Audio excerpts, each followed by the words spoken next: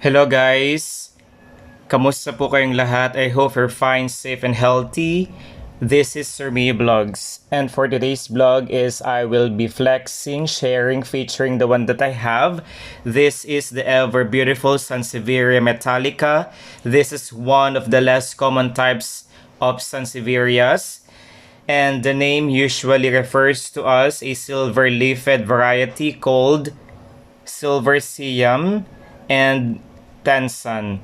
This plant produces pale green leaves with numerous fine grayish lines along the length. So this is the actual appearance of the one that I have here, guys. You will never regret having this plant next year because Sansevierias are very good in many possible lucky and feng shui ways. This mother-in-law's tongue plant is very rare. Like most Sansevieria, it is a stemless flowering succulent.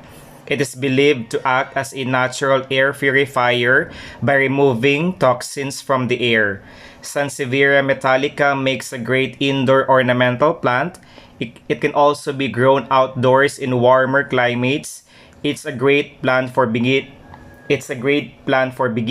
requiring very little maintenance.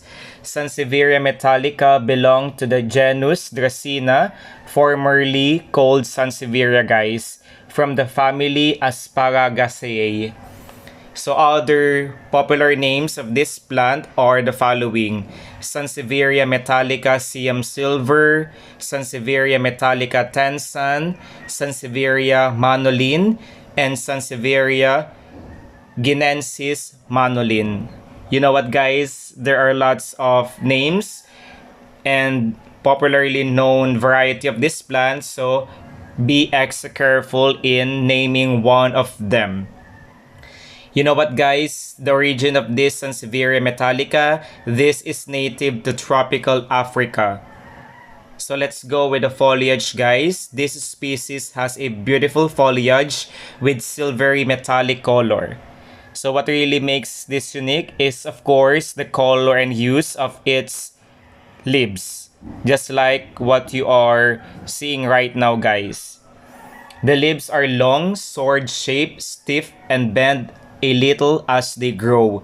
They have a vertical striping pattern of gray or grayish-green bands of varying widths. Faint horizontal bands of light green cross through the gray vertical bands. And take a look at its edges. Edges of the leaves are hardened, reddish, and slightly waxy. If you try to wipe this with a cotton with water, you will see the stunning physical foliage of this plant. Then let's go with the size. The ultimate height of the plant is about 2 to 3 feet, which is equivalent to 60 to 90 centimeters when grown under ideal conditions. When potted plants may reach the height of 2 feet. Then let's go with the flower. Flower stalks can also reach the same height as the plant. On rare occasions, this plant produces a vertical flower spikes covered in small buds. The flower grow in cluster on the top one-third of the spike. They are small, greenish, white, ovoid shape with sweet fragrance. What I do really love best about this plant also, guys, is already smell the fragrance of its flower, and that is really so relaxing and calming. Fruits are small reddish orange berries. Then let's go with the toxicity. Like all Sansevieria plants, this cultivar can be mildly toxic for humans and animals. If consumed in a large amounts, it can cause symptoms like vomiting, diarrhea, and nausea. Then let's go with the pest. Okay, Sansevieria metallica is generally not susceptible to pests and diseases. It has high tolerance to most common houseplant disease. We are very much grateful and thankful, guys, because Sansevierias are not that type of plants who are having most pests, just like what others have.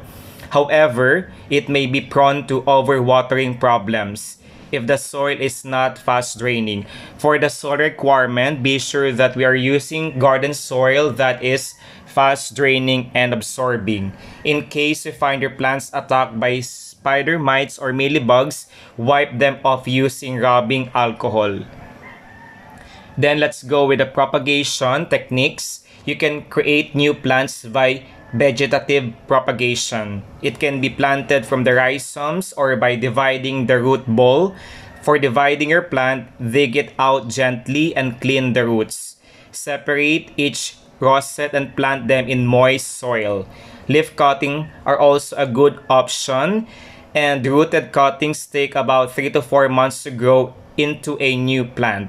You know what, guys? Sermio Blogs is also propagating this by means of water propagation. So those two methods, either you're planning to propagate this by soil or water propagation, these two are best. This is already proven and tested by Sermio Blogs. Then for the growth season, being a Sansevieria, it grows best in warmer seasons. The active growth period for this evergreen plant is during the spring to summer. Flowering usually happens in late winter or in spring. Then let's go with the soil requirement. Well-draining and gritty soil is great for most plants in the Sansevieria group or variety. You can use a regular potting mix made for cacti and succulents. For making your own potting mix, add pumice, cocoa, peat, or perlite in regular soil potting mix. The proportion of pure soil should not exceed 50% of the mix. This plant can grow in any kind of soil as long as the water is drained freely and absolutely. You know what, guys? Aside from this, all Sansevierias are air filtering and purifying plants. Also, based on what I read in research, most varieties of Sansevierias are one of the helps for us to attract more abundance, prosperity, love, healing, wealth, good fortune, and good luck. If you try to place this in the location, especially the east portion of your house, that will help you to receive more unexpected blessing in life. This is a lucky and feng shui house plant as well. Let's go with the water requirements. Sansevieria Metallica is very drought-tolerant cultivar. No frequent watering is required for this plant because if you tend to water this, overwatering may lead you to root rotting, and that is not so good for our plant. You can water just once in 10 days in the growing season. Reduce the watering in winter to once a month. Let the 1 to 1.5-inch topsoil dry out before each watering. Don't allow the roots to be in standing water for too long, especially during winters. Just like what I told you, overwatering will cause root rotting. Then for the light requirement, this plant can tolerate anything from the bright to low conditions. It has high adaptability to outdoor and indoor conditions. However, take note of this. Moderate to bright natural light is great for plant growth. Too much direct sunlight may be overly harsh for the plant. Then for its environment or ambience, this plant is very much happy and glad with average humidity and temperature. An ideal temperature can be anywhere between 60 to 85 degrees Fahrenheit, which is equivalent to 16 to 29 degrees Celsius. It can also survive cold weather if the roots are kept dry. But frosting can damage the leaves, and it's better to avoid temperatures below 40 degrees Fahrenheit or equivalent to 4 degrees Celsius. So there you have it, guys. I'm really talking a lot here. That ends our small, short, quick update about the lucky and feng shui house plants, the one that is very in demand in next year 2023. And for those people who haven't yet subscribed to my channel, if you want to be notified with all of those, please support me by simply liking, sharing, commenting, and of course by simply hitting that tiny bell button below so that you will be notified once I have a new uploaded, premiere, and more planned video updates. See you around. God bless us all. Ciao, ciao. Enjoy the rest of your day, and that in all things God may be glorified.